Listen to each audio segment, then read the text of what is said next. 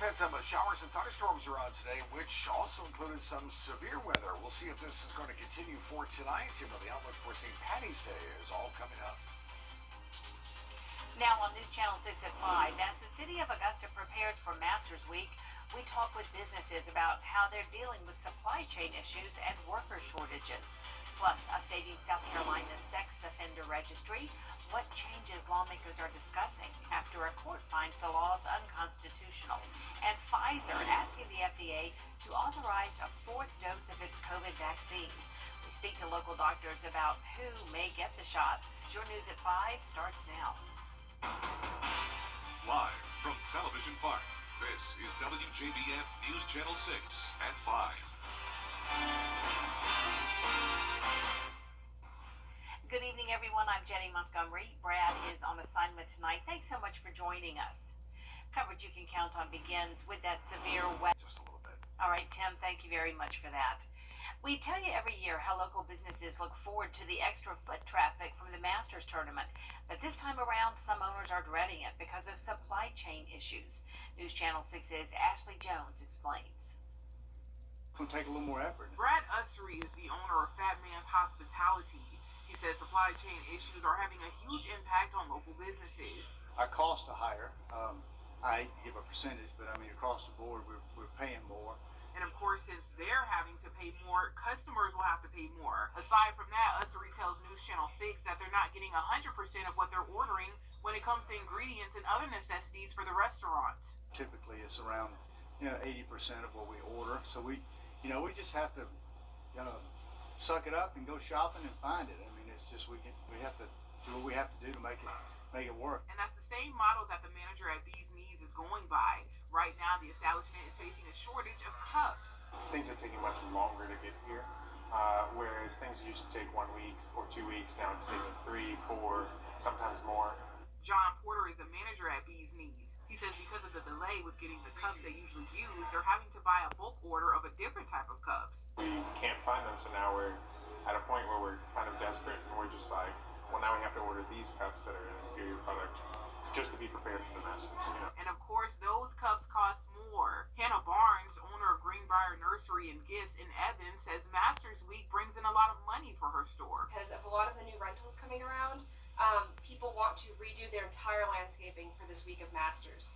She says they usually get a lot of special requests to do planters and arrangements for indoors and outdoors. Barnes says her biggest concern is selling out and not being able to restock once the tournament is over. I worry that it might, especially if people are buying a lot of the large ceramic planters, the palms, the hard to find things, the Boston ferns. If someone comes in and they have a big porch, they might want to buy 6 at a time. Then customers who come in after the Masters who just want to buy things for their own home, they might have issues finding those specific plants and items. These local business owners just ask that locals be patient as they try to navigate through this rough patch. In Augusta, I'm Ashley Jones, WJBF News Channel 6. Recommendations to address homelessness in Augusta are heading to commissioners. The Homeless Task Force has been working for months on ideas to get people off the street and into housing. Last year, commissioners approved using $2 million in federal funds for a shelter. But task force members say building a shelter is only part of the overall discussion. The need for a shelter is certainly at our front door right now, but more so just the need for a shelter. We're talking about day center services, and we're also talking about permanent supportive housing. If we have an opportunity to build permanent housing, why not? But certainly a shelter is certainly something that we've been having conversations about. Commissioners are scheduled to hear the recommendations March 24th. Augusta mayoral candidate Stephen Kendrick will no longer be drawing a city paycheck. After qualifying to run, Kendrick had to step down as tax commissioner under state law. Deputy Tax Commissioner Chris Johnson took over, then named Kendrick his deputy. Now Kendrick says he'll take an unpaid leave from the office, but will serve as an advisor for free. Turn down the salary during that time period and do that work for free, so as to take away any appearance from anyone that I'm doing that for any other reason than the support of my city. And so as of Friday, I will be serving for Mr. Johnson, but I'll do it free of charge. Under state law, Kendrick will not return as tax commissioner even if he's defeated in the mayor's race. Pfizer CEO is asking the FDA to approve a fourth COVID shot for seniors. One primary care doctor says a fourth shot may not be necessary for everyone over 60. News Channel 6's Mary Calkins has the story. The request from Pfizer comes after research from Israel showed that antibody protection against COVID begins to decrease 3 to 4 months after the booster. But Dr. Cecil Bennett of Noonan Family Medicine says the current COVID vaccines provide significant protection against the virus, and not all seniors need to rush to roll up their sleeves a fourth time. Even after 3 months, if your antibody level wanes by 50% and now you're at the level of 100, you're still 100 times higher than the cutoff value. Antibodies determine your level of protection against the virus. Dr. Bennett says based on those levels, some seniors may need a fourth dose and others may not. We can check COVID antibody levels to see if people are still immune to COVID. There's no need to boost every senior just because they're seniors, because we believe that their antibody levels are waning after a certain period of time. Dr. Bennett says patients 65 and over should request an antibody level test from their physician, who can help them decide when they're ready for a booster. Now, the good news is that the population that they're looking to boost are seniors, of which 80 to 90% have a primary care provider, and have seen their primary care provider 2 to 4 times per year. So the very population they're targeting have relatively easy access to a physician. Pfizer proposed the shot Tuesday, and the FDA hasn't made a decision yet. The best thing to do is to get an individual antibody level. There is no more objective measurement than that, and that will determine whether or not a person needs a booster or not. In Augusta, Mary Calkins, WJBF News Channel 6. DHEC is updating its COVID-19 information, answering questions and concerns about the variants as the Omicron variant continues to spread and cause lockdowns in China. DHEC says during the first 2 years of the pandemic, the U.S. has traditionally lagged behind Europe in COVID cases. So the recent rise in cases abroad has helped officials here watching things closely.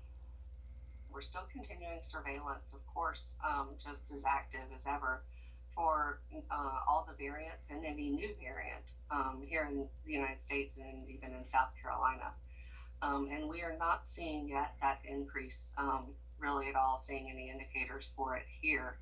But in case it does come, we are certainly going to keep monitoring, and we'll keep providing the most up-to-date information and recommendations possible to everyone. The next DHEC COVID update is scheduled for March 30th. South Carolina lawmakers continue their work to modify the state's sex offender registry laws. This comes after the state Supreme Court ruled South Carolina's lifetime registry was unconstitutional. Here's Jason Raven with more. The South Carolina State Supreme Court ruled the state's lifetime sex offender registry was illegal last year. Now, lawmakers have until June to enact changes to make the law constitutional.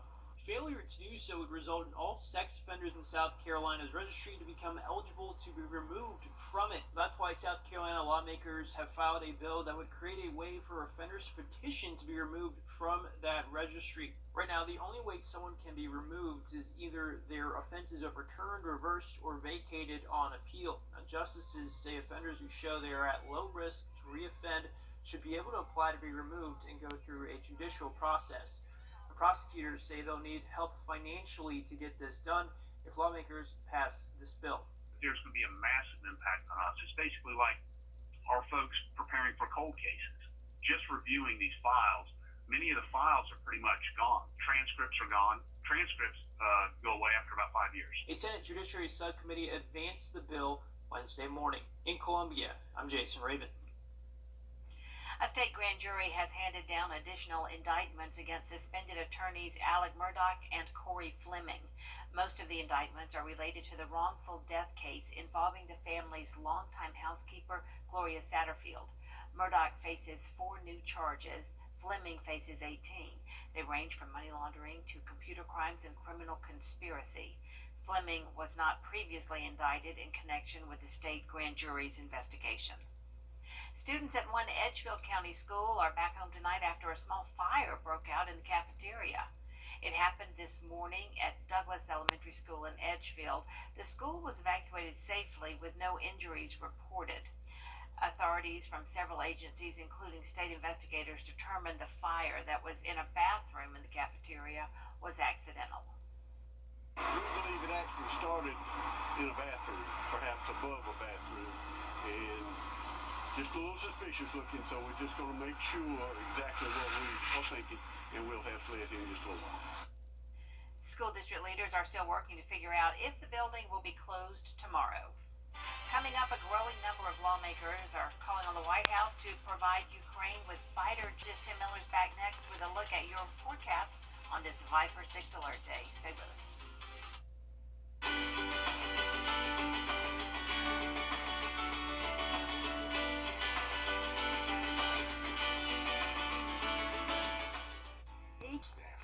All right. Thank you so much, Tim. Coming up, no workers, no problem. We take a look at a new food server on the job now that never takes a break. What's under your home? An oyster bar is depending on technology to serve customers during a labor shortage. This new hire never takes breaks or shows up late. Meet Pearl, the robot waitress. She works from open to close at the Anna Maria Oyster Bar in Florida. Pearl's a food runner, and the restaurant owner says the robot eases the workload for his human staff. I think I could use a robot runner in my house, Dee. That would be pretty cool. I'll see you again at 6, but there's more coverage you can count on coming up at 5:30 with Dee Griffin. Thanks so much, Jenny, and thank you for joining us. Next at 5:30 for the latest on the coronavirus pandemic, as wastewater samples are showing that the U.S. could be seeing a rise in coronavirus cases. Also next, the Senate approved a measure that would make daylight saving time permanent across the U.S. next year. Lawmakers now coming together trying to make it a good deal.